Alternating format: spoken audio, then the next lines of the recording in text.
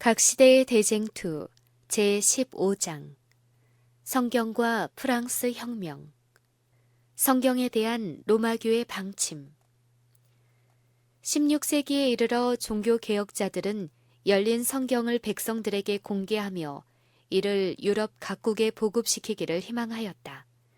어떤 나라들은 그것을 하늘에서 온 사자로 기쁜 마음으로 환영하였다.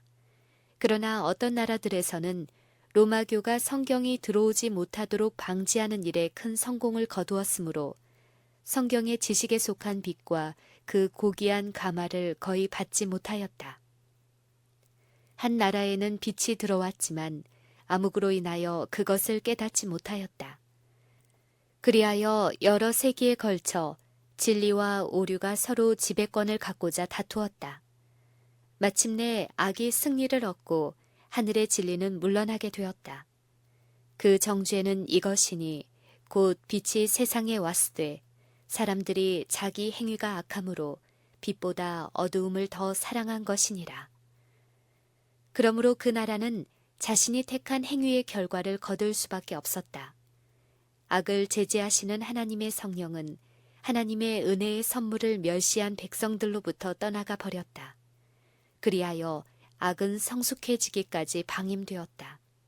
드디어 온 세계는 고의적으로 빛을 거절한 결과가 어떠함을 보게 되었다. 여러 세기 동안 프랑스에서 계속하여 온 성경에 대한 투쟁은 프랑스 혁명으로 그 절정을 이루었다. 그처럼 무서운 혁명이 일어난 것은 로마교가 성경을 억압함으로 초래된 당연한 결과에 불과했다. 그 혁명은 법안권의 시책이 실천된 결과를 보여주는 가장 현저한 신뢰이며 1000여 년 이상 로마교의 교훈의 경향이 무엇이었음을 보여주는 예증이었다. 법왕이 최상권을 쥐고 있는 동안에 성경이 금지될 것에 관하여 선지자들은 이미 예언하였다. 요한계시록의 기자는 죄악의 사람의 통치로 말미암아 특히 프랑스에서 일어날 무서운 결과를 또한 지적하고 있다. 주님의 천사는 말하였다. 저희가 거룩한 성을 42달 동안 짓밟으리라. 내가 나의 두 증인에게 권세를 주리니 저희가 굵은 베옷을 입고 1260일을 예언하리라. 저희가 그 증거를 마칠 때에 무적행으로부터 올라오는 짐승이 저희로 더불어 전쟁을 일으켜 저희를 이기고 저희를 죽일 터인즉 저희 시체가 큰 성 길에 있으리니 그 성은 영적으로 하면 소돔이라고도 하고 애굽이라고도 하니 곧 저희 주께서 십자가에서 못 박히신 곳이니라. 이 두 선지자가 땅에 거하는 자들을 괴롭게 한 고로 땅에 거하는 자들이 저희의 죽음을 즐거워하고 기뻐하여 서로 예물을 보내리라 하더라. 3일 반 후에 하나님께로부터 생기가 저희 속에 들어가매 저희가 발로 일어서니 구경하는 자들이 크게 두려워하더라.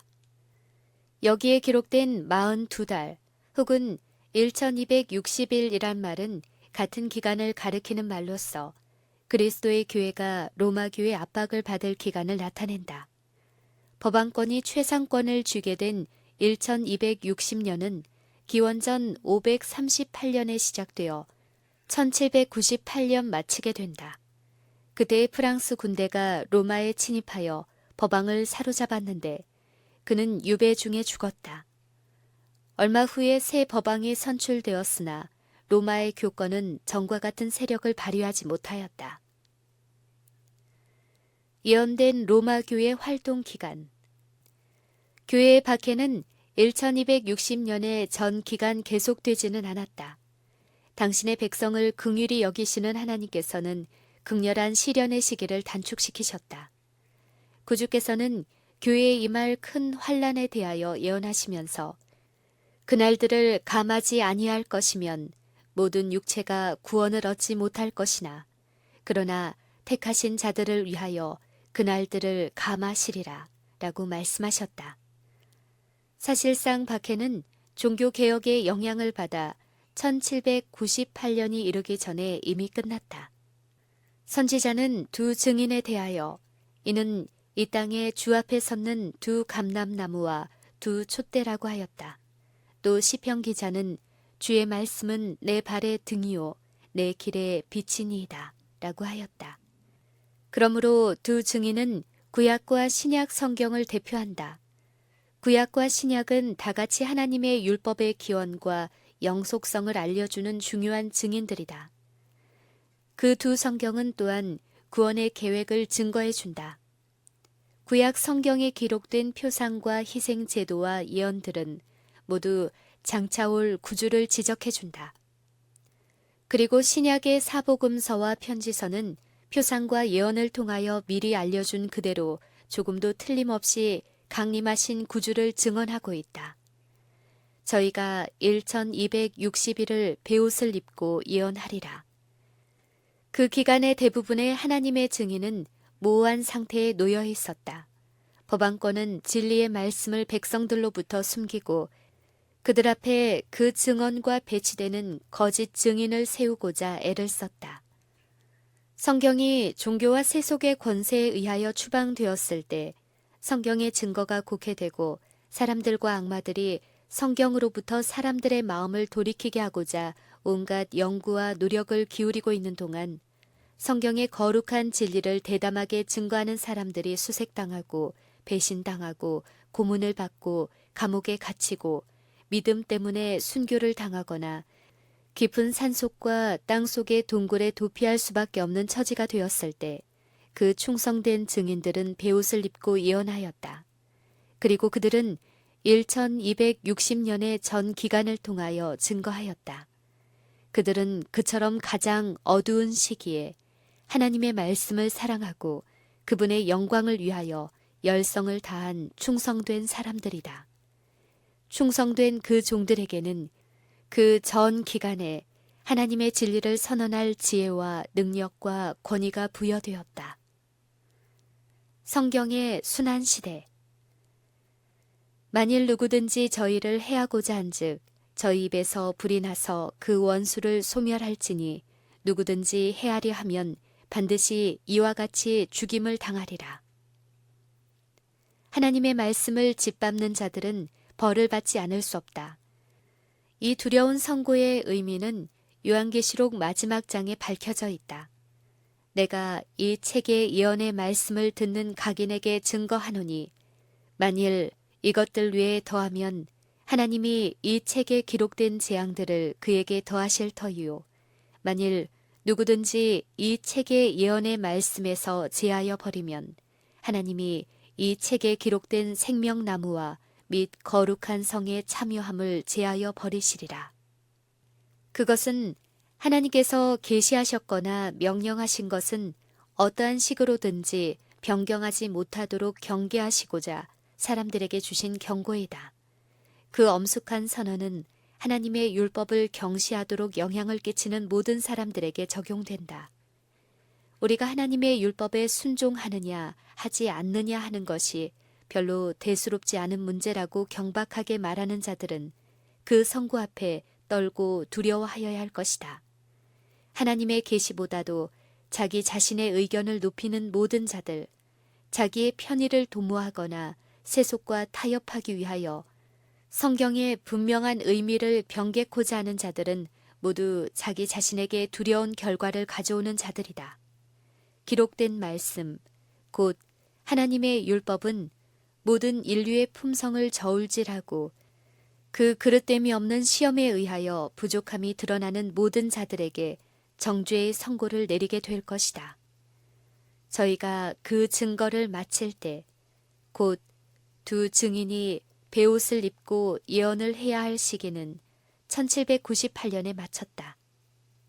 그 두 증인이 비밀리에 그들의 사업을 마쳐갈 때에 무적행에서 올라오는 짐승으로 표상된 세력이 그들을 향하여 싸움을 하게 될 것이었다. 여러 세기 동안에 유럽의 많은 나라들에서 교회와 국가를 지배한 세력들은 법안권을 매개체로 사용한 사단에 의하여 통제되어 왔다. 그러나 여기에서 사단의 세력이 새로 나타나는 것을 보게 된다. 로마교는 성경을 존중하노라고 공언하면서 일반 사람들이 알 수 없는 언어로 그것을 가두어 버리고 숨겨버리는 일을 그들의 방침으로 삼았다. 그러므로 로마 교회 지배 아래 그 증인들은 베옷을 입고 예언하였다. 그런데 이제 또 하나의 다른 세력, 곧 무적행에서 올라온 짐승이 하나님의 말씀을 대항하여 공공연하게 싸우고자 일어났다. 그 증인들이 죽임을 당하여 그 시체가 거리에 놓여있는 그 큰 성은 영적으로 애굽이었다. 성경의 역사에 기록된 모든 나라 가운데서 애굽처럼 대담하게 살아계신 하나님의 실존을 부인하고 그분의 명령을 거역한 나라는 없다. 또한 애굽의 왕처럼 하나님의 권위에 대하여 노골적이고도 오만한 태도로 반항한 임금은 없다. 하나님께서 모세를 통하여 여호와의 이름으로 바로에게 기별을 보냈을 때 바로는 여호와가 누구간데 내가 그 말을 듣고 이스라엘을 보내겠느냐. 나는 여호와를 알지 못하니 이스라엘도 보내지 아니하리라고 오만하게 말하였다. 그것은 무실론이다. 그러므로 애굽으로 표상된 나라는 살아계신 하나님의 명령을 부정하는 일에 애굽과 유사한 말을 하고 애굽과 마찬가지의 불신과 반역 정신을 나타내게 될 것이다. 또 그 큰 성은 영적으로 소돔에 비유되고 있다. 하나님의 율법을 범하는 데 있어서의 소돔의 부패는 특별히 음란으로 나타났다. 그러므로 이 성경의 기록을 성취시킬 나라의 뚜렷한 특성은 또한 소돔과 똑같은 죄가 있어야 할 것이었다. 무실론 사상의 만연. 그러므로 선지자의 말에 의하면 1798년 조금 전에 어떤 극악한 성경의 세력이 일어나 성경을 대항하여 싸우게 될 것이었다. 그리하여 하나님의 두 증인이 침묵을 지킬 수밖에 없는 그 나라에서 바로의 무실론과 소돔의 음란이 나타날 것이었다. 이 예언은 프랑스의 역사에서 가장 정확하고 현저하게 성취되었다. 1793년 프랑스 혁명 당시에 문명국에서 출생하여 교육을 받고 유럽의 나라들 가운데 가장 우수한 나라를 통치하는 권리를 가진 의원들로 구성된 의회에서 사람의 마음을 받아들인 가장 엄숙한 진리를 이구동성으로 부인하고 만장일치로 하나님께 대한 신앙과 예배를 부인하는 음성을 세계는 처음으로 듣게 되었다. 우주의 창조주에 대하여 공공연하게 반역의 손을 든 국가로서 믿을 만한 기록을 남긴 나라는 세계에서 오직 프랑스뿐이다. 영국, 독일, 스페인, 그 밖의 다른 나라에서도 하나님을 모독하는 자들과 무신론을 주장하는 자들이 계속해서 많이 존재해왔고 지금도 여전히 존재하고 있다. 그러나 프랑스는 의회의 결의로서 무신론을 선언했고 수도의 모든 인구와 그 밖의 모든 곳에서 무수한 사람들이 남녀를 막론하고 그 결의를 수락하고 기쁨으로 노래하며 춤을 춘 유일의 국가로서 세계 역사상 그 유래를 찾아볼 수 없다. 프랑스는 특히 소돔에서 현저하게 나타났던 특징을 드러내었다. 프랑스 혁명 당시에는 옛날의 평원의 도시들을 멸망시켰던 것과 똑같은 도덕적 타락과 부패가 편만했다. 그리고 역사가는 예언에 기록된 그대로 프랑스의 무신론과 음란한 상태를 기록해 놓았다. 종교에 영향을 끼친 법률과 밀접한 관계를 가진 것은 결혼의 경시였다. 사람이 맺을 수 있는 가장 신성한 계약이며 사회의 견고한 기초에 가장 강력한 역할을 하는 결혼 제도가 당사자 두 사람이 마음대로 결합하였다가 다시 헤어질 수 있는 일시적인 성격을 띤 단순한 민간 계약으로 전락해버렸다. 악마들이 인류의 가정 생활에 있어서 가장 고귀하고 아름답고 영구적인 것을 가장 효과적으로 파괴해버리고 그들이 목적한 해독을 대대로 영속시키고 성취하는 방법을 발견하려고 한다면 결혼 제도를 무너뜨리는 것보다 더욱 효과적인 방법은 없을 것이다.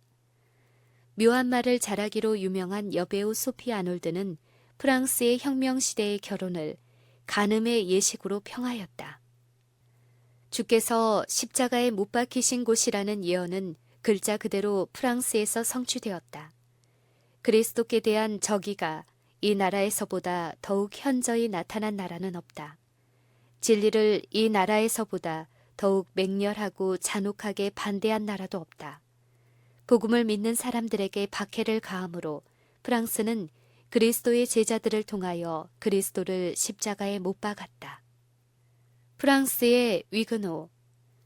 성도의 피는 여러 세기에 걸쳐 흘렸다. 왈덴스 교도들이 하나님의 계명과 예수의 증거를 위하여 피에몽산에서 그들의 생명을 버렸을 때 프랑스에서는 그들의 형제인 알비젠스들이 진리에 대하여 동일한 증거를 하였다. 종교개혁 당시의 그 교도들은 참혹한 고문으로 죽임을 당하였다. 왕과 귀족들과 상류 계급의 부인들과 연약한 처녀들과 그 나라의 교만한 사람들과 무사들은 예수님을 위하여 순교당하는 사람들의 고통을 보고 즐거워하였다. 용감한 위고노들은 사람의 양심이 가장 신성하게 여기는 권위를 옹호하기 위하여 싸움을 계속하고 많은 치열한 전쟁터에서 피를 흘렸다.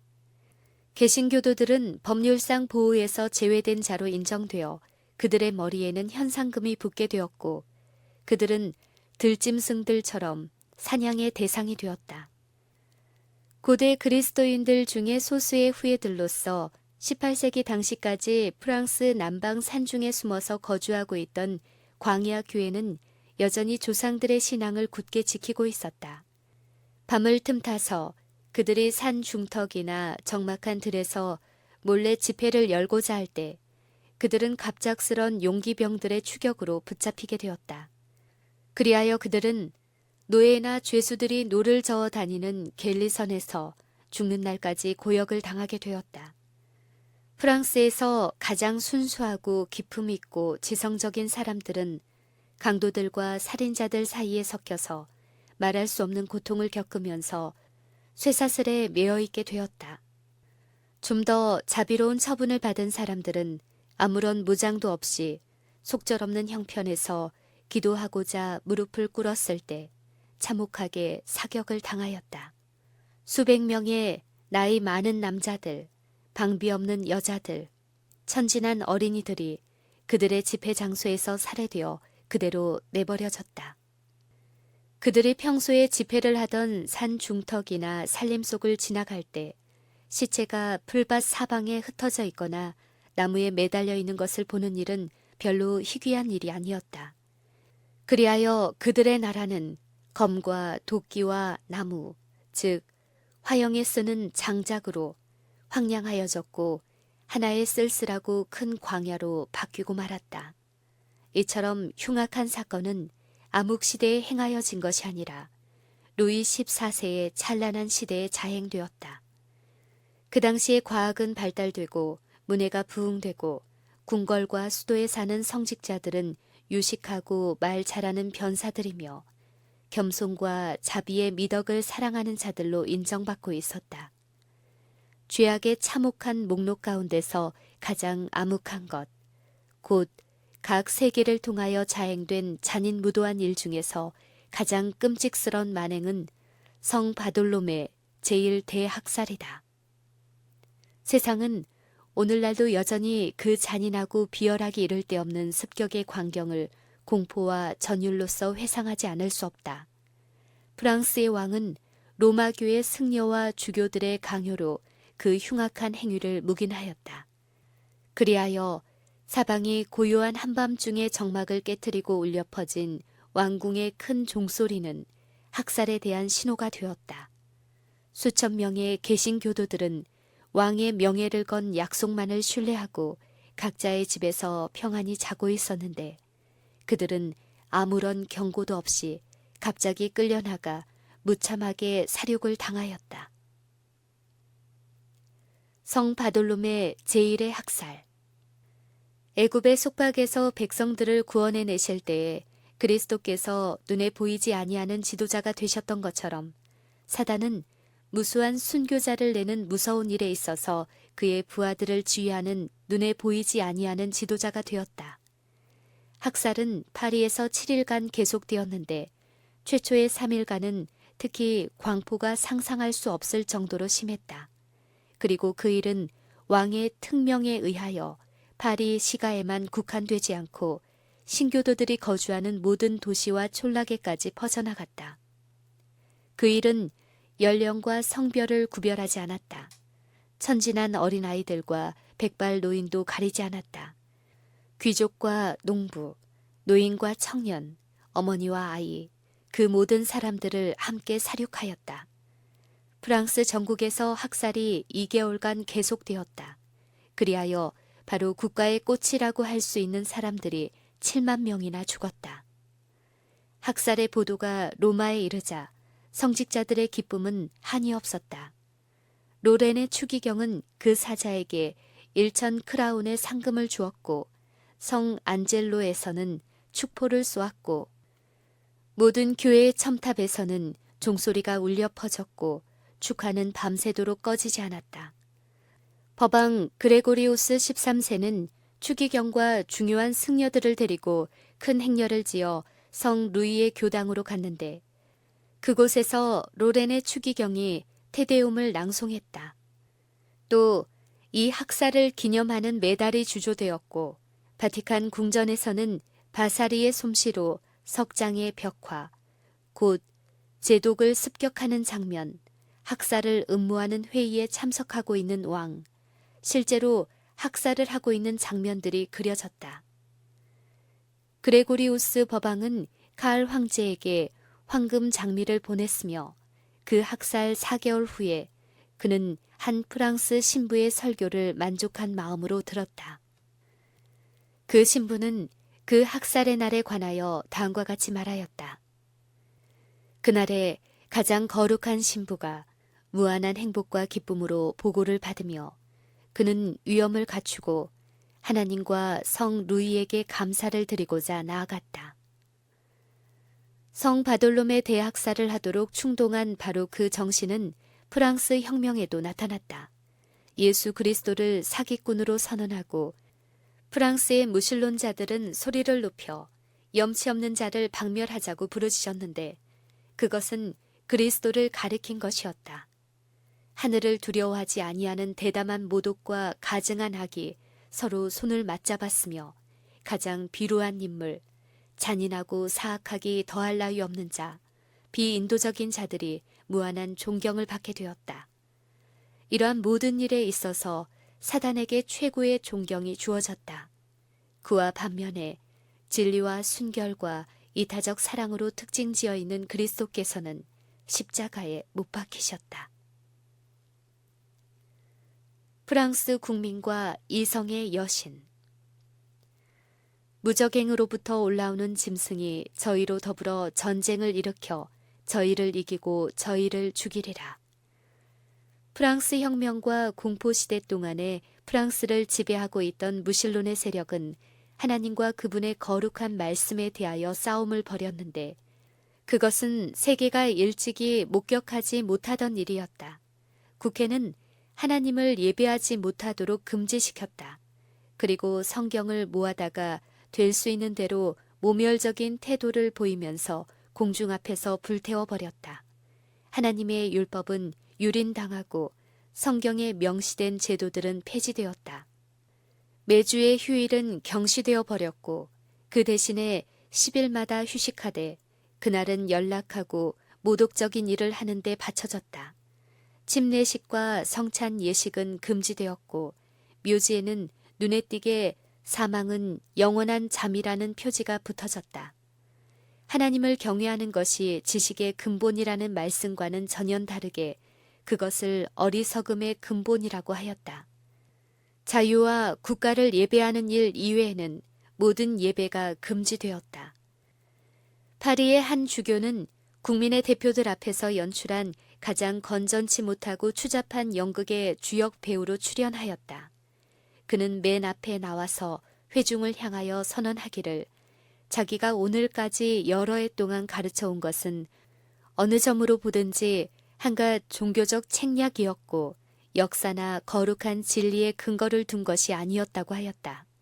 그는 정중하고 명백한 어조로 하나님의 실존을 부인하고 지금까지는 하나님을 예배하는 일에 헌신하여 왔으나 장래에는 자유와 평등과 도의를 숭배하는 일에 자신을 바치겠노라고 맹세하였다.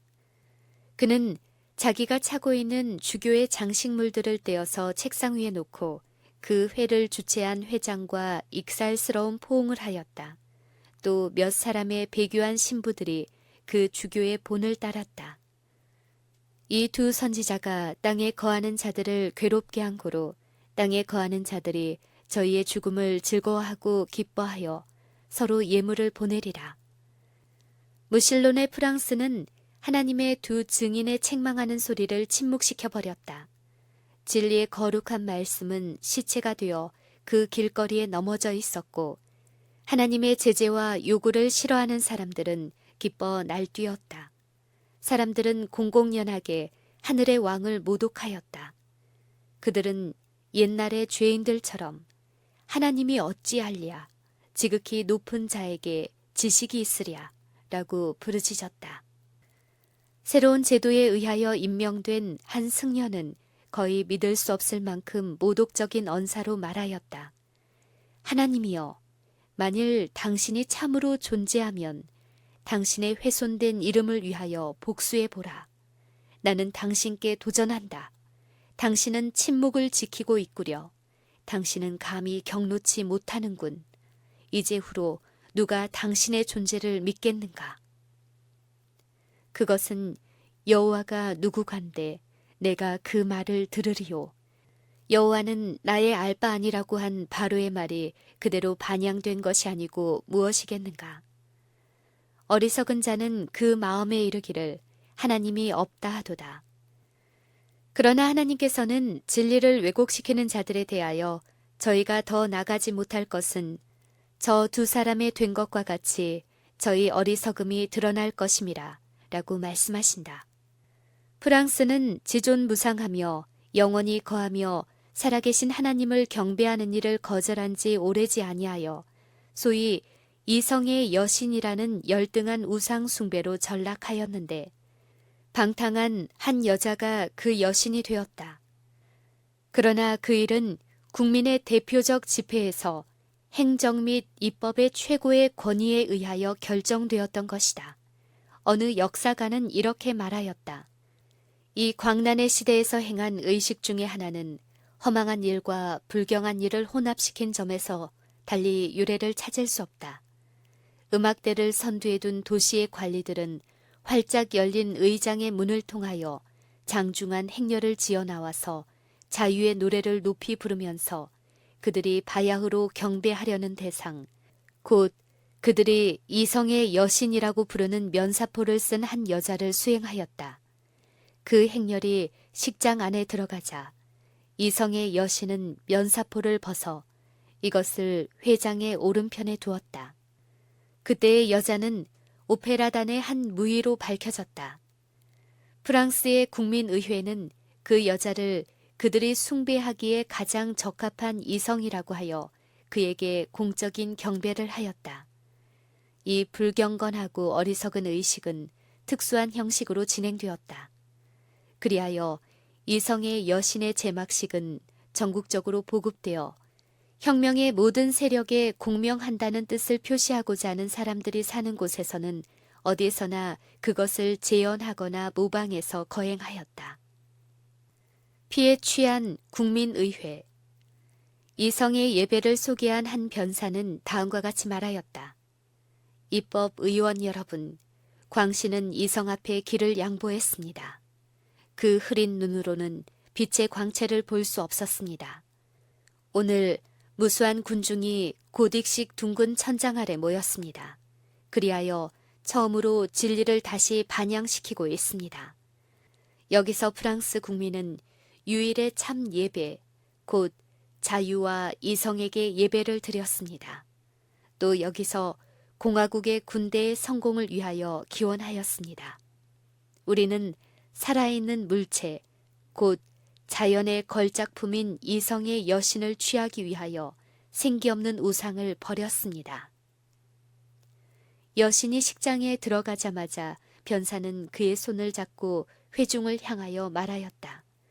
사람들이여, 그대들의 공포심이 만들어낸 무력한 하나님의 분노 앞에서 더 이상 떨지 말라. 그러므로 이제부터는 이 성 이외에는 아무것도 신으로 인정치 말라. 나는 여러분에게 이 성의 가장 숭고하고 순결한 상을 여기서 보여준다.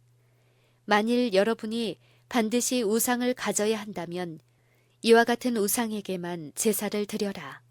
자, 이 성의 여신의 제막식을 자유의 의회 앞에서 거행한다.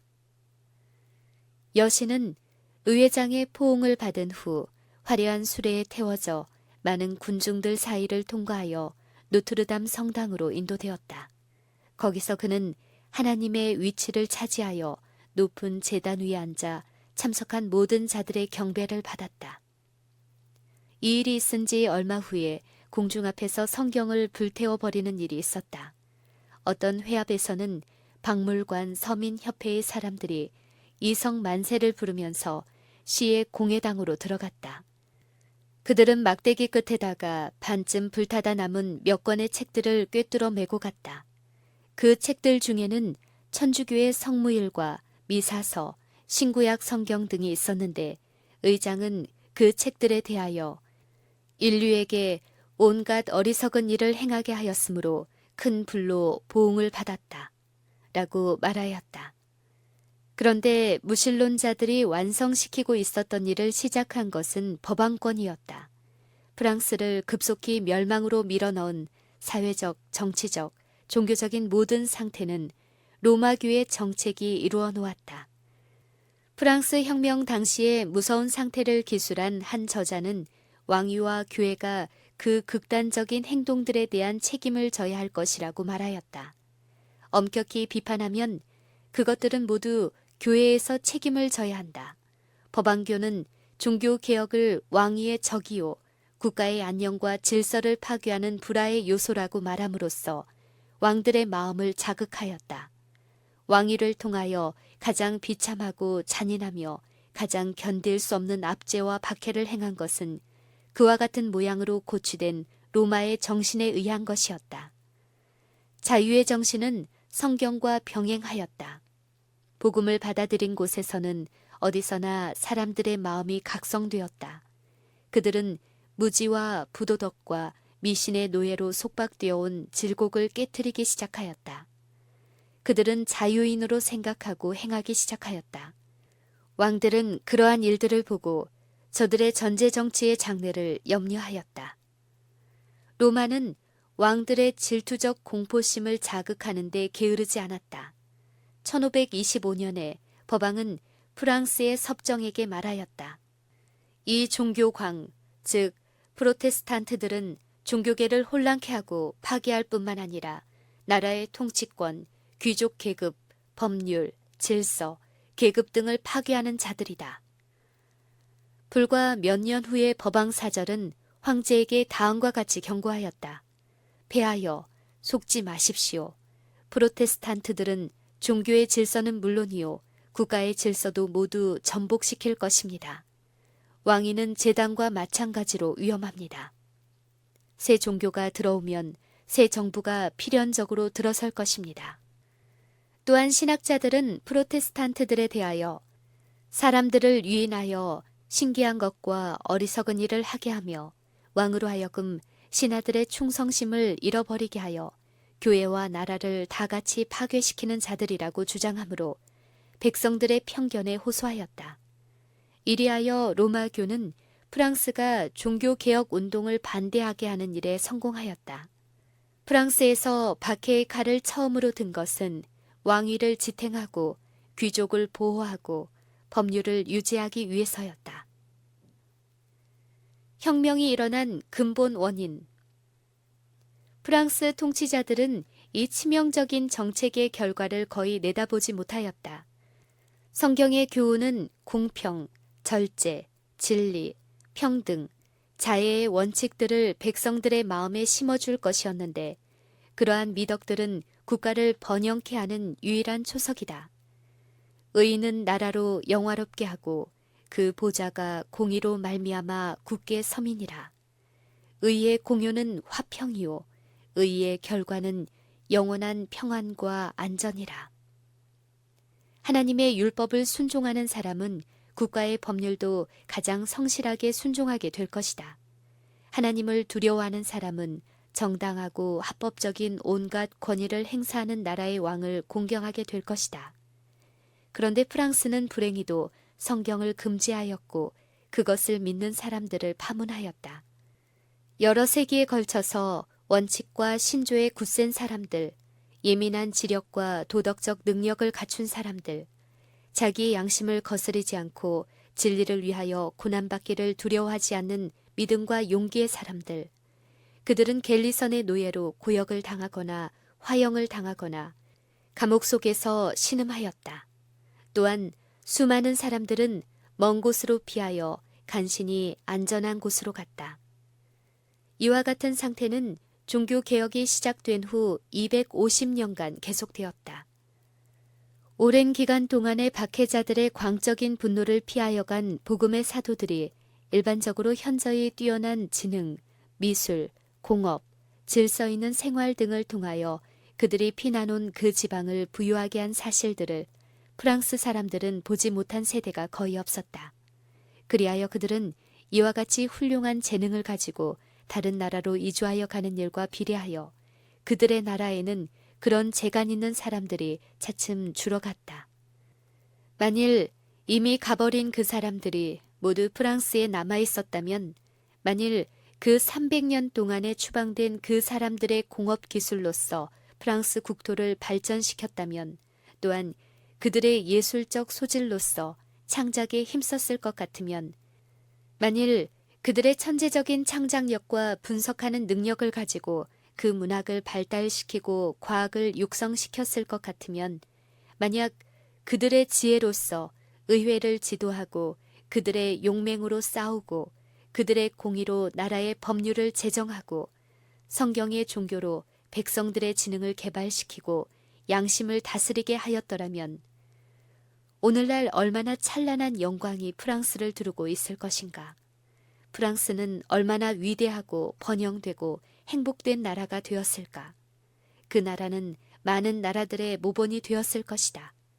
그러나 맹목적이요 완고하고 고집스러운 프랑스는 모든 덕망 있는 교사들과 질서를 잘 지키는 우수한 사람들과 왕위를 충성스럽게 옹호해주는 사람들을 나라 밖으로 몰아냈다. 그들의 나라를 세상에서 명성 있고 영광스러운 나라로 만들어줄 사람들에게 화형이 아니면 추방을 택하라고 강요하였다. 드디어 국가의 쇠퇴는 극도에 달하여 추방될 만한 양심을 가진 사람들이 더 이상 남지 아니하였고, 화형주로 끌려갈 만한 신앙을 가진 사람들도 없어졌고, 나라 밖으로 추방할 만한 애국자들도 더 이상 볼 수 없게 되었다. 그리하여 마침내 무서운 혁명이 일어나는 결과를 초래하였다. 혁명 전의 프랑스. 위구노 교도들의 도피와 함께 일반적인 쇠퇴가 프랑스를 엄습하였다. 번화하던 생산 도시는 타락한 도시로 전락되고 비옥하던 지방은 원시적인 황무지로 바뀌고 이상한 진보를 보인 기간 후로 지적 부진과 도덕적 퇴폐가 계속되었다. 파리는 하나의 거대한 구빈원이 되었으며 혁명이 일어나던 당시에 약 20만 명의 거지들이 왕의 손으로 구제를 받고 있었다. 그러나 제수이트 당원들만은 쇠퇴하여 가는 나라에서 화려한 생활을 하고 교회와 학교와 감옥과 노예들이 노를 젓는 갤리선에서 무서운 독재를 행사하였다. 프랑스의 성직자들, 왕, 입법자들의 수완으로도 어쩔 수 없게 되어 마침내 온 나라가 무정부 상태와 파멸로 들어가게 만든 그 나라의 사회적, 정치적 문제들에 대한 해결은 복음이 가져다 줄 수 있었을 것이었다. 그러나 로마의 지배 아래 있는 백성들은 구주께서 가르쳐 주신 자아 희생과 무아의 사랑의 귀한 교훈을 잊어버렸다. 그들은 다른 사람들의 복리를 위하여 그 길을 실행하지 않게 되었다. 부자가 가난한 자들을 압제하여도 아무런 비난을 받지 않았고, 가난한 자들은 그들의 고역과 압박에 대하여 아무런 도움도 받을 수 없었다. 부유하고 권력 있는 사람들의 이기심은 더욱 극심하고 억압적으로 나타났다. 여러 세기에 걸쳐서 나타난 귀족들의 탐욕과 방탕은 농민들을 약탈하고 착취하기에 이르렀다. 부자는 가난한 자를 학대하고 가난한 자는 부자를 미워했다. 많은 지방에서 토지들은 귀족들이 차지하였고 노동 계급에 속하는 사람들은 소작을 하는 데 불과하였다. 그들은 자기들의 지주의 자비에 의존되었고 그들의 지나친 요구에도 복종하지 아니하면 안 되었다. 교회와 국가를 유지하기 위한 부담은 중류와 하류 계급에서 부담하였으므로 그들에게는 집권자와 성직자들로부터 많은 세가 부과되었다. 귀족들은 쾌락을 제일로 생각하였고 농부들이 굶어 죽는 것에는 전혀 관심이 없었다. 백성들은 언제나 그들의 지주의 전적인 이익을 도모하여 주지 않을 수 없었다. 농부들의 생활은 실로 끊임없는 수고와 말할 수 없는 비참한 생활이었다. 그들이 불평을 말하면 그들은 오만한 모욕으로 취급되었다. 법정에서는 언제나 농민들의 호소보다는 귀족들의 말에 귀를 기울였다. 재판관들이 뇌물을 받은 것은 누구나 다 아는 사실이었다. 일반 사회의 제도가 부패됨으로 말미암아 귀족들의 변덕스러운 주장이 법률과 같은 힘을 갖게 되었다. 평민들은 한편으로 세속적 권력자에게 다른 한편으로 성직자들에게 세금을 바치게 되었는데 그 세금의 절반도 왕실이나 교회의 금고로 들어가지 아니하였다. 그 돈의 나머지 부분은 방탕한 자아 방종에 낭비되었다. 그리고 이와 같이 자기들의 동족들을 궁핍하게 만드는 그 사람들은 오히려 납세를 면제받고 국가의 법률과 관례에 따라 여러 가지 중직에서 권리를 행사하였다. 그와 같은 특권 계급의 사람들은 약 15만 명이나 되었는데 그들의 욕망을 충족시켜주기 위하여 수백만 명의 사람들이 절망적이며 비참한 생활을 할 수밖에 없었다. 로마교와 무신론자. 궁정은 사치와 방탕에 잠겼고 백성들과 위정자들 사이에는 신임이 거의 없었다. 정부의 모든 처사는 언제나 모략적이고 이기적인 것으로 의심을 받았다. 혁명이 일어나기 전 반세기 이상의 기간에 걸쳐서 루이 15세가 왕위를 차지하고 있었는데 그는 그처럼 악한 시대에 있어서도 나태하고 경박하고 음란한 임금으로 유명하였다. 부패하고 잔악한 귀족 정치, 가난하고 무지한 하류 계급, 국가의 재정적 곤란과 백성들의 격분, 이 모든 것들은 선지자의 안목이 아닐지라도 무서운 사변이 다가오고 있음을 예측할 수 있었다.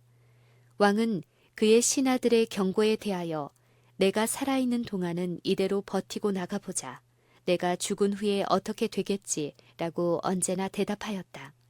개혁의 필요를 아무리 역설하여도 소용없는 일이었다. 왕은 죄악을 인정하였다. 그러나 그에게는 이것을 혁신시킬 만한 용기도 능력도 없었다. 그는 나태하고 이기적인 대답.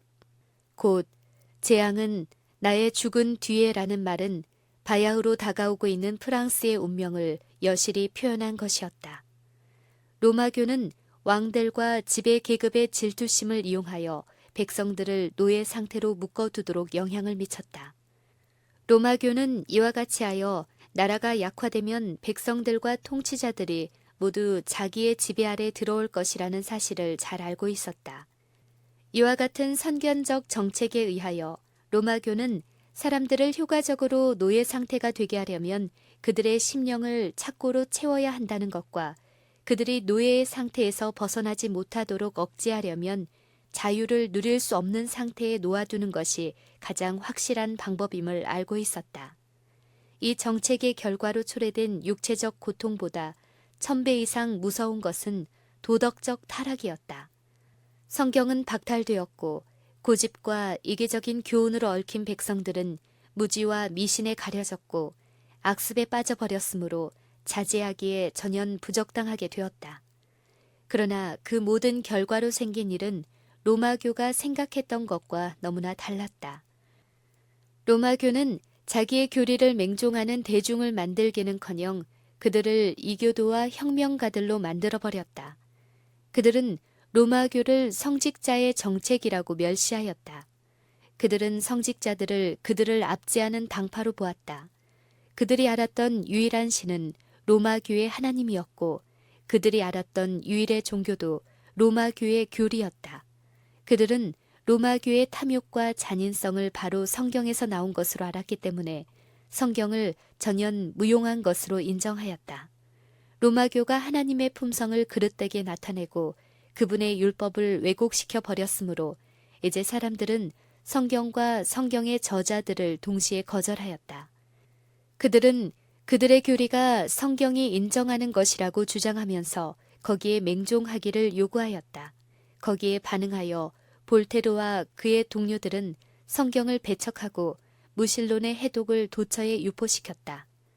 로마교는 그 쇠발굽으로 백성들을 짓밟았다. 그런데 이제는 대중이 타락하고 사나워져서 로마교의 학정에 대하여 반발을 일으켜 모든 속박을 끊어버렸다. 그들이 그처럼 오랫동안 공경하여 왔던 것이 찬란하게 보이는 속임수에 불과했다는 것을 깨닫고 그들은 분노한 나머지 참것과 거짓 것을 둘 다 거절하게 되었다. 그릇된 방종을 자유로 오해하여 그들은 그들이 생각한 자유 안에서 죄악의 노예가 된 것을 기뻐하였다. 혁명 초기의 왕의 양보로 백성 측의 대표자는 귀족과 성직자들의 수를 합한 것보다도 훨씬 더 많았다. 그리하여 세력의 균형에 있어서 백성 측이 우세하였으나 그들은 그 힘을 지혜롭고 적당하게 이용할 준비가 되어 있지 않았다. 그들이 당한 비행을 고쳐놓기에 급급한 그들은 사회의 개조를 단행하기로 결심하였다. 분노한 대중들은 학대받아온 분노와 잊혀지지 않는 원한에 사무친 마음으로 참을 수 없는 지경에까지 이른 비참한 상태를 개혁하는 동시에 그들을 공경에 빠뜨린 장본인들로 생각되는 계급에 대하여 보복하기로 결심하였다. 그리하여 압제받던 자들은 학정 아래서 배운 교훈을 실천하여 과거에 자기들을 압박하던 자들에게 똑같이 압제하게 되었다. 대혁명이 일어남. 불행한 프랑스는 자신이 심은 씨앗을 피로써 거두었다. 프랑스가 로마교의 지배하에 복종한 결과는 두려운 것이었다. 프랑스가 로마의 영향을 받아 종교개혁의 초기에 최초의 화영주를 세웠던 그곳에 프랑스의 혁명당들은 최초의 단두대를 세웠다. 16세기에 개신교의 신앙을 가진 최초의 순교자들이 화영을 받았던 바로 그 장소에서 18세기에는 최초의 희생자들이 단두대의 이슬로 사라졌다. 프랑스는 자기 나라를 치료해줄 복음을 배척하였기 때문에 무신론과 멸망으로 인도하는 문을 열었다. 하나님의 율법의 제재를 무시해버릴 때 인간의 법률은 인간의 정욕이라는 강력한 물결을 제어할 수 없다는 것이 명백히 입증되었다. 그리하여 프랑스는 반란과 무정부 상태로 휩쓸려 들어갔다. 성경에 대한 투쟁은 세계 역사에서 공포시대라는 뚜렷한 시대를 초래하였다. 사람의 가정과 마음에서 평화와 행복이 사라졌다. 안전한 사람은 한 사람도 없었다. 오늘의 승리자가 내일에는 혐의를 받고 정죄를 받았다. 폭악과 음란이 극도에 달하였다. 왕과 성직자들과 귀족들은 흥분하고 미쳐서 날뛰는 군중들의 잔악무독한 행동에 굴복하지 않을 수 없었다. 복수하고자 갈망하는 그들은 왕을 처형함으로 한층 더 자극되었다. 그리고 왕에게 사형 선고를 내린 자들도 오래지 않아서 왕의 뒤를 이어 단두대로 끌려갔다. 혁명을 반대하는 것으로 혐의를 받은 자들은 다 살육되었다. 감옥들은 10,000원이 되었는데 한때는 20만 명 이상의 검거자들이 수용되었다. 국내의 각 도시에 무서운 사건들이 일어났다. 혁명주의자들의 한 당이 다른 당과 싸움으로 프랑스는 드디어 하나의 커다란 수라장이 되어버리고 말았다. 서로 싸우는 군중들의 분노와 격정은 온 세상을 흔들어 놓았다. 파리에서는 소동이 뒤를 이어 일어났고 시민들은 여러 당파로 나누어져서 피차에 서로 물고 뜯는 일밖에 아무것도 없는 듯이 보였다. 온 나라가 이와 같은 참상을 당한 외에도 구라파의 열강들을 상대로 오랫동안 황폐케하는 전쟁에 휘말려 들었다. 나라는 거의 파멸 상태에 이르렀고 군인들은 급료의 지불이 지연됨으로 소동하였고 파리 시민들은 굶어 죽어갔으며 각 지방들은 비적들로 말미암아 황폐되었고 문화는 무정부 상태와 백성들의 방종으로 거의 사라질 지경까지 되었다. 백성들은 로마교가 반복해서 가르쳐준 잔인과 고문의 본을 너무도 잘 받았다. 보응의 날은 드디어 오고 말았다. 옥에 갇히고 화형주에 달리는 사람들이 이제는 그리스도의 제자들이 아니었다. 그들은 오래전에 죽임을 당하고 추방되었다. 그러나 이제 가혹한 로마교는 과거의 유혈 행위를 즐기도록 가르쳐 주었던 사람들의 무서운 세력을 느끼게 되었다. 프랑스의 로마교 성직자들이 여러 시대에 걸쳐서 실천해온 박해가 이제는 그들 자신들에게 매우 혹독하게 보복되어 왔다. 단두대는 신부들의 피로 붉게 물들었다. 일찍이 위그노 신도들로 채워졌던 겔리성과 감옥들이 이제는 그들을 핍박하던 자들로 채워졌다. 걸상에 붙들어 메어진 채로 노를 젓는 형벌을 당하고 있는 로마교의 성직자들은 일찍이 자기들의 교회가 소위 이단이라고 부르는 온유한 사람들에게 그처럼 임의로 과했던 그 형벌을 이제 몸소 체험하게 되었다. 극악무도한 학살. 모든 법 중에서 가장 흉악한 법이 어떤 법정보다 가장 흉악한 법정에서 적용되고 극형을 받을 각오를 하지 않고서는 이웃 사람에게 인사하거나 하나님께 기도를 드릴 수 없고 도처에 밀정들이 잠복해 있고 매일 단두대가 아침부터 장시간에 걸쳐 힘든 일을 하고 노예선들이 차고 넘치는 것처럼 감옥들이 넘치고 하수구의 도랑들이 피로 물들어 세느강으로 흘러들어가는 그런 시대가 왔다. 처형될 희생자들을 실은 마차들이 날마다 파리시의 도로를 지나 그 운명의 심판정으로 가고 있는 동안에 최고 의원들이 보낸 각 지방의 총독들은 실로 수도 파리에서조차 볼 수 없는 잔인무도한 일을 행하고 있었다. 올라가고 내려가는 단두대의 칼날은 그들이 사육할 분량에 비하면 너무도 느렸다. 길게 줄지어 서 있는 죄수들은 풀을 베듯 포도탄에 의하여 쓰러졌다. 사람이 가득히 탄 거룻배의 밑바닥에 구멍을 뚫어서 몰살시키기도 하였다. 리용은 황무지로 변했다. 아라에서는 죄수들을 신속히 죽이지 아니하고 천천히 죽임으로 그들을 더욱 괴롭게 하였다. 소미르로부터 바다에 이르는 노아르 강변에서는 나체로 된 시체들을 둘씩 흉측스럽게 포옹하게 해놓고 까마귀와 독수리들의 큰 무리들에게 뜯어 먹히게 하였다. 남녀노소 할 것 없이 아무에게도 자비를 베풀지 않았다. 그 지긋지긋한 정치 아래 사륙을 당한 17세가량의 소년 소녀들의 수는 수백 명 단위로 세어야 하였다. 자코뱅 당원들은 젖먹이들을 그 어머니들의 젖가슴에서 떼어내어 창 끝에 꽂아가지고 이 창에서 던지면 저 창으로 바다 꽂기까지 한 적도 있다. 10년의 짧은 세월에 실로 무수한 사람들이 살육되었다. 이 모든 일은 사단이 소원하던 일로서 그는 그 일을 여러 시대에 걸쳐서 계획하고 이루고자 노력하여 왔던 것이다. 그의 정책은 처음부터 끝까지 온전히 기만으로 이루어졌다.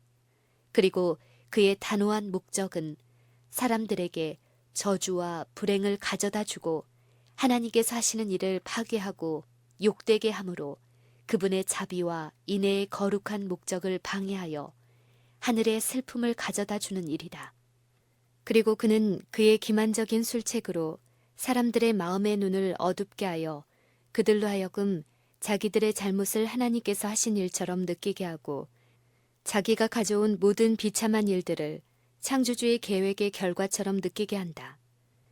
이와 같은 방법으로 사단은 자기의 잔인한 세력에 의하여 타락하고 야수적으로 된 사람들이 자유를 얻을 때 그는 과격하고 흉악한 일을 하도록 그들을 충동한다. 그리고는 폭군들과 압제자들은 그 포각무도한 방종의 모습을 지적하면서 자유가 가져온 결과가 어떠함을 보라고 한다. 그런데 사단은 한 가지 가면이 폭로되면 다시 다른 가면을 거기에다 씌우게 되는데 많은 사람들은 첫 번 것과 마찬가지로 그것을 열광적으로 받아들인다. 사람들이 로마교가 거짓이라는 것을 알게 되자 사단은 로마교를 통하여 하나님의 율법을 범하도록 사람들을 이끌 수 없다는 것을 깨닫고 그들로 하여금 모든 종교가 거짓이며 성경은 신화에 불과한 것으로 여기게끔 충동하였다. 그리하여 사단은 하나님의 율법을 버리고 걷잡을 수 없는 죄악의 구덩이로 빠져들어갔다. 종교의 부인과 그 두려운 결과. 프랑스의 국민들이 이와 같이 치명적인 잘못을 범한 것은 하나님의 율법 안에 진정한 자유가 있다는 위대한 진리를 깨닫지 못했기 때문이었다. 슬프다. 내가 나의 명령을 듣지 아니하였도다. 만일 들었다면 내 평안이 강과 같았겠고 내 의가 바다 물결 같았을 것이며 악인에게 평강이 없다. 오직 나를 듣는 자는 안연히 살며 재앙의 두려움이 없이 평안하리라. 무신론자들과 불신자들과 배교자들은 하나님의 율법을 반대하고 부인한다. 그러나 그들의 영향의 결과는 인류의 복리는 하나님의 율법에 순종하는 여부에 달려있다는 것을 입증한다. 이 사실을 하나님의 말씀인 성경에서 배우지 않으려는 사람들은 각 나라의 역사에서 배우게 되어 있다. 사단이 로마교를 통하여 사람들을 하나님께 불순종하도록 하였을 때에도 그는 그의 일을 감추었다. 그러므로 그는 부패와 불행이 바로 범죄의 결과인 것을 사람들이 깨닫지 못하도록 그의 일을 아주 교묘하게 가장하였다. 그러나 그의 세력은 성령의 역사와 너무나 반대되었기 때문에 그의 목적이 완전히 성취되는 일이 방지되었다. 사람들은 원인에서 결과를 찾고자 하지 아니하였기 때문에 그들이 당하는 불행의 원인을 찾지 못하였다. 그러나 프랑스 혁명 당시에 하나님의 율법은 국민의회에서 공공연하게 배척되었다. 그리하여 그 후에 계속된 공포시대를 통하여 원인에서 결과가 나온다는 사실을 모든 사람이 깨닫게 되었다.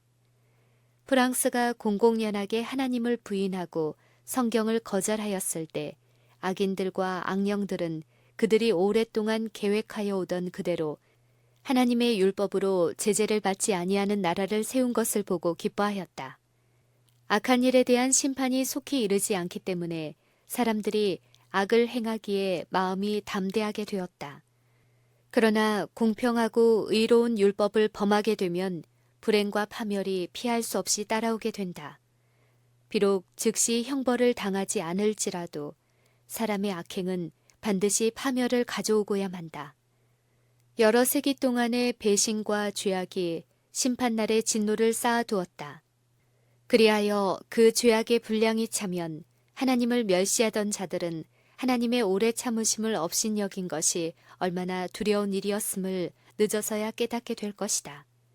그때에는 잔인한 사단의 세력을 억제하고 무너뜨리던 하나님의 영이 거의 떠나가고 사람의 불행만을 즐겨온 사단이 하고자 하는 대로 방치된다. 이러한 반역을 선택한 자들은 글로써 도저히 묘사할 수 없을 정도로 무서운 죄악이 땅에 충만하여질 때까지 그 반역으로 말미암아 생긴 결실을 거두지 않으면 안 되었다. 황폐된 지방과 폐허가 된 도시들로부터 무서운 부르짖음, 곧 가장 쓰라린 고통의 부르짖음이 들렸다. 프랑스는 마치 지진이 일어난 것처럼 흔들렸다. 종교, 법률, 사회적 질서, 가정제도, 국가, 교회 등 모든 것이 하나님의 율법을 대적한 불의한 손에 의하여 타도되었다. 현인의 말은 진실하였다. 악한 자는 그 악을 인하여 넘어지리라. 죄인이 100번 악을 행하고도 장수하거니와 내가 정령이 아노니 하나님을 경외하여 그 앞에서 경외하는 자가 잘 될 것이요 악인은 잘 되지 못하리라. 대저 너희가 지식을 미워하며 여호와 경외하기를 즐거워하지 아니하니 그러므로 자기 행위의 열매를 먹으며 자기 꾀에 배부르리라. 성경의 승리와 복음 사업의 발전. 무적행으로부터 올라오는 짐승의 참남된 권력으로 말미암아 살해된 하나님의 충성된 두 증인은 오랫동안 잠잠하지는 않을 것이었다. 3일 반 후에 하나님께로부터 생기가 저희 속에 들어가매 저희가 발로 일어서니 구경하는 자들이 크게 두려워하더라. 그리스도교를 폐하여 버리고 성경을 금지한다는 법령이 프랑스 국민의회를 통과한 것은 1793년이었다. 그러나 3년 반이 지난 후 그 결의를 무효로 만들고 성경을 용납하는 의안을 동일한 그 의회에서 통과시켰다. 세계는 성경을 거절한 결과로 생긴 가증한 범죄에 대하여 놀라움을 금치 못하였으며 사람들은 덕행과 도덕의 기초로서 하나님과 그분의 말씀을 믿는 것이 참으로 필요한 일임을 인정하였다. 여호와께서는 네가 회방하며 능욕한 것은 누구에게냐? 네가 소리를 높이며 눈을 높이 들어 향한 것은 누구에게냐? 곧 이스라엘의 거룩한 자에게니라.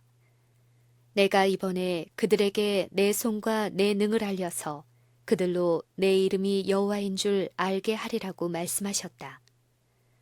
그 두 증인에 대하여 선지자는 다음과 같이 말한다. 하늘로부터 큰 음성이 있어 이리로 올라오라 함을 저희가 듣고 구름을 타고 하늘로 올라가니 저희 원수들도 구경하더라. 프랑스가 하나님의 두 증인에 대하여 도전하였으므로 그 두 증인은 오히려 전에 없이 높임을 받았다. 1804년에 영국 성서 공회가 조직되었다. 그 후로 유럽 대륙에 이와 유사한 조직체들과 지부들이 형성되었다. 또한 1816년에는 미국 성서 공회가 창설되었다. 영국 성서 공회가 창설되었을 때 성경은 50개의 국어로 인쇄되어 배부되었다. 그 후 성경은 수백 가지의 언어와 방언으로 번역되었다. 1792년 이전의 50년간은 외국 선교 사업에 대하여 거의 유의하지 않았다.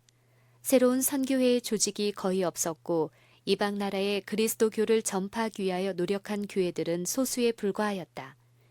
그러나 18세기에 마렵이 되자 갑작스런 변화가 생겼다. 사람들은 합리주의의 결과에 대하여 불만을 품고 하나님의 계시와 체험 종교의 필요성을 깨닫게 되었다.